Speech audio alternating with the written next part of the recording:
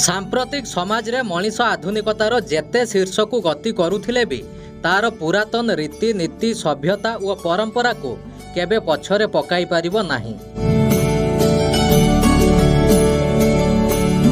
आधुनिकता जे आध्यात्मिकता ठू बलिष्ठ होई पारिबो नाही एहार अनेक ज्वलंत उदाहरण मध्य रहिछि।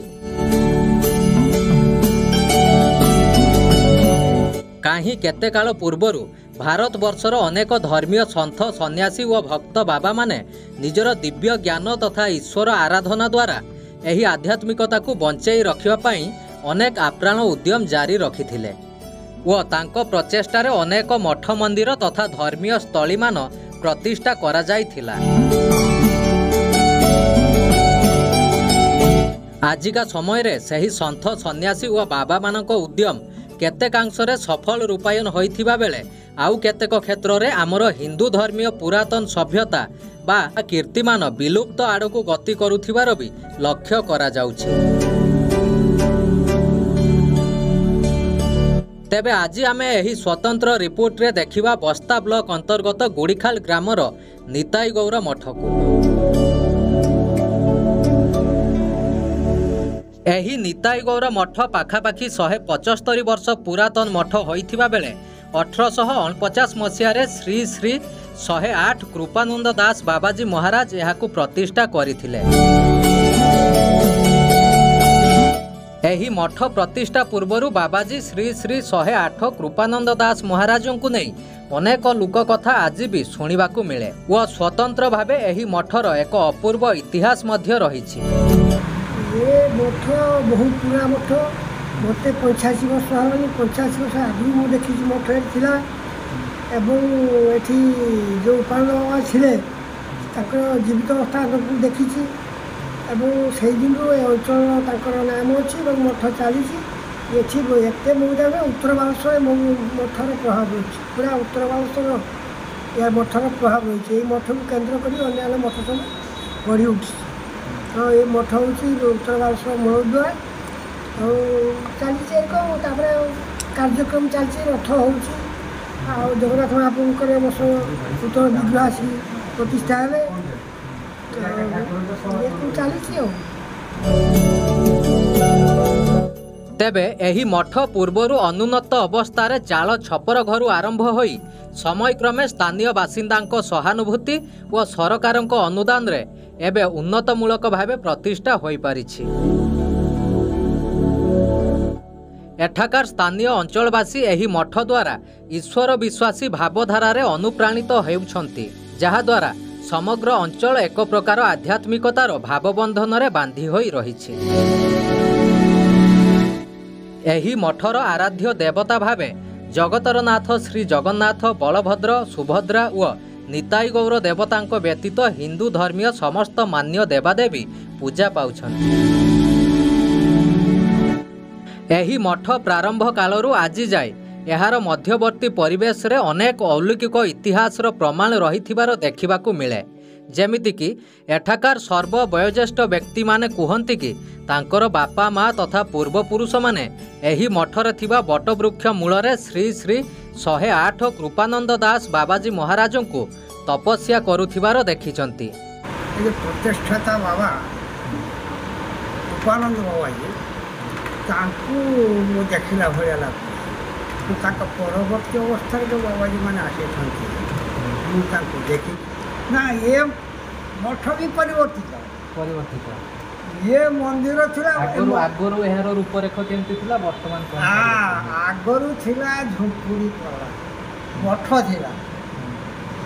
ताको कोन कहा जाय मत आश्रम बोली कहा जाय किंतु एबे हे जाय के मंदिर एबे हे के मंदिर जेनु आगरु जो लोके सब सात्विक चिंता धारा थिले एबे सेटा राजसीदार को जाउची होता आउ किछि वर्ष पर से तामसी दे जाई पानी। एहा सहित एही मठरे पूर्वरु जेउ सन्थ बाबा माने रहुथिले तांकर समाधि स्थली मध्य रहिछि। तेबे वर्तमान एही मठ प्रति स्थानीय श्रद्धालु व विभिन्न अंचलर लोकमानंक मनरे भक्तिभाव थिबा बेले मठ द्वारा प्रतिवर्ष आयोजित विभिन्न पर्वपर्वाणी तथा रथयात्रा, जन्माष्टमी, रास पूर्णिमा, नाम संकीर्तन और महोत्सव आयोजित होई पाखापाखि 5-7 हजार भक्त प्रसाद सेवनर व्यवस्था होता है। बाबा सहित आम भल संपर्क अच्छी ये गाँव ये आगरड़ा, पदापड़ा, धूलीगुड़ा, कोड़ीदा, तेतुलिया, तुर्गदा, निष्ठपुर ये सब हूँ गाँ हूँ ये मठर अधीन। मठर से गाँ गुड़ा सब अधीन अच्छा समस्ते आसता बड़ पर्व गोटे हूँ जगन्नाथ बाबाजीकर तीरधान श्राद्ध आ गोटे हूँ नंद दुईटा हूँ आम एठार बड़ पर्व। यही दिन आम 4,000-5,000 लोक खाते।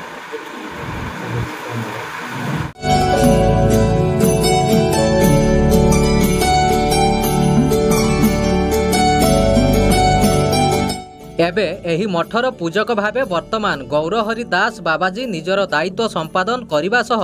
मठरे विभिन्न उन्नतिमूलक कार्य क्षेत्र में तांकर यथेष्ट अवदान रही बोली स्थानीय बासिंदा माने मत व्यक्त करती। सर्वप्रथम मोर आराध्य गुरुदेव श्रीपाद श्री श्रीधरदास बाबाजी पादपद्म कोटि दंडवत तांकठू जहाँ शुणी ये 1849 मसीह गुड़ीखाल कुड़ीदारे मठ स्थापन होता। तो आज बहुत अलौकिक रही बहुत पुरातन मठ आमर उत्तर बालेश्वर यहाँ हूँ सर्वप्रथम मठ तापर जिते मठ एठू आमर मर्दा रोड जो रही तापर मठ कालिकापुर जो घर बाबाजी मठ सिमिलिया जो महात्मा मठ ये सब तापर सब सर्वप्रथम किंतु ये गुड़ीखाल आमर यार अलौकिकता बहुत रही। गुरुदेवकर कथा अनुसार 1850 मसीह मठ होता मठ पर पीढ़ी बाई पीढ़ी चली आसी आज पर्यंत ये महाप्रभु जो निताई अच्छा ये जो जमी अच्छी आमर ये जमी बाछी देती श्री श्री 108 श्री उपानंद दास बाबाजी तेरकार महंत थे मठरे प्रथम महंत जो ये मठ करते 1850 तेणु यहपरी अलौकिक बहुत किसी रही जहाँ शुणी आसी ठाकुर गुरुजन गुरुदेव ये आबे भी अलौकिकता हो चली महाप्रभु दुईटा जिते बड़े जो प्रकार मागी आसी ठाकुर को जन सबकि पाँच आ बहुत खुशी लगे आपण मैंने आसती जो ये सब पचार आज हूँ भागवत जन्म तेणु भागवत जन्म कौन होते जो पराशर मुनि व्यासदेव जन्म होते पराशर मुनि सेठू आमर व्यास भागवत आरंभ होता। तो भागवत सब आम हिंदू परंपरा भागवत हूँ बहुत आध्यात्मिक ये आध्यात्मिक तेणु भागवत जन्म तिथि उत्सव आम मैंने भी पालन बहुत धूमधाम कर निश्चित भाव में मठर जो अनेक अलौकिक लीला रही लीला सहित अंचलवासी केते जड़ित और केते प्रभावित ये अंचलवासी मठ जड़ित रही जो आम श्री श्री 108 श्री उपानंद दास बाबाजी थे सी गोटे अलौकिकता थे गोटे कांची पानी प्रथम आगुरी मिलू था कांची पानी ये अंचल जिते लोक देह खराब हो से कांची पानी टिके देले समस्त देह ठीक हो जाता। तेणु समस्ते मठ प्रति श्रद्धा ये दर्शक मौजा जिते ये समस्ते बाबाजी प्रति ये थी आज भी रही आर दिनकर कथा सी भक्त आसिक पहुँचले कि ना केमती प्रसाद तो भक्त आस निहत प्रसाद टी देवा पड़ो से संगे संगे कौन कले ना माटी खोलिले खोलिकी शाग मंजी पकेले संगे संगे कहले शाग काटी आण शाग काटिले भगवान प्रसाद पाइले आउ जिते से 1849 मसीह आसी ये जो असुस्थ वृक्ष देखुं ये असुस्थ वृक्ष मूल जैनिता बोली कहीकि बस पड़े डाल भांगी पड़गला जमी डाल भांगी पड़गला से हाट होता है बस्ता से जमीदार थे बाइतपुर कानून घरे जो डाल उठाई आसिले बाबाजी कहले ना डाल तुलबे ना आम जी एक आश्रम कर बसबू तब तो डाल तुल तो से जमीदार पापू एठू सब गले जाई कहले जे एमती गोटे सन्थ आसती कहते से मठ कर बसवे आपड़ जदि आज्ञा देवे से जमीदार आसे हाँ बोली कहले से मठ हो चलती ବହୁତ କିଛି ଲୋକ ତ ରହି ଯେତେ ମୁଁ ତ ଆଜ୍ଞା 5 ପିଢ଼ିରେ ପଡ଼ିଛି ଯାହା ଶୁଣିଛି ଗୁରୁଦେବଙ୍କଠୁ ତାହା ସ୍ଥାନୀୟ ସହୃଦୟ ବ୍ୟକ୍ତିବିଶେଷ ତଥା ଆଧ୍ୟାତ୍ମିକ ଧର୍ମୀ ଲୋକମାନଙ୍କ ସହଯୋଗ ଓ ସହାନୁଭୂତିରେ ଏହି ମଠ ସ୍ୱତନ୍ତ୍ର ପରିଚୟ ସୃଷ୍ଟି କରିପାରିଛି ବୋଲି ଅନେକ ସ୍ଥାନୀୟ ବାସିନ୍ଦା ମତ ପ୍ରକାଶ ମଧ୍ୟ କରିଥାନ୍ତି। ବ୍ୟୁରୋ ରିପୋର୍ଟ ସ୍ପର୍ଶ FM ନ୍ୟୁଜ୍।